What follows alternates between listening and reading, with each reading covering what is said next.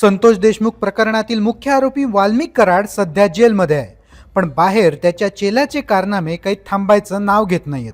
सध्या तर जो सीसीटीव्ही व्हिडिओ सोशल मीडियावर व्हायरल झालाय तो पाहून तुम्हालाही धक्काच बसेल. कराडचा राईट हँड म्हणून ओळख असलेल्या गोट्या गीतेच्या भावाचा चोरी करतानाचा व्हिडिओ समोर आलाय. कुठल्या दुकानावर किंवा घरावर दरोडा टाकला नाही, तर त्याने चक्क म्हैस चोरून नेली.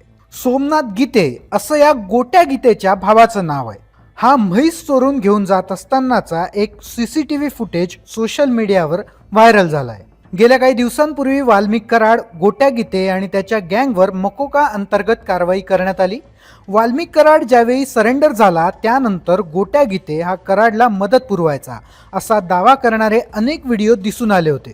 आता गोट्या गीतेचा सख्खा भाऊ सोमनाथ गीते हा म्हैस चोरून घेऊन जात असतानाचा एक सीसीटीव्ही फुटेज सोशल मीडियावर व्हायरल झालाय. हा व्हिडिओ परळी तालुक्यातील ब्रह्मवाडी परिसरातील असल्याची माहिती मिळते.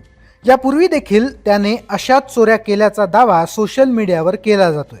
त्यामुळे त्यांच्यावर पोलिसांनी गुन्हा नोंद करावा अशी परळीच्या लोकांकडूनच मागणी केली जाते. मात्र या सगळ्या प्रकरणाची किंवा सोशल मीडियावर व्हायरल होणाऱ्या व्हिडिओ क्लिपची सरकारनामा पुष्टी करत नाही. याबाबत तुम्हाला काय वाटते आम्हाला कमेंट करून नक्की सांगा आणि सरकारनामाला सबस्क्राईब करायला विसरू नका.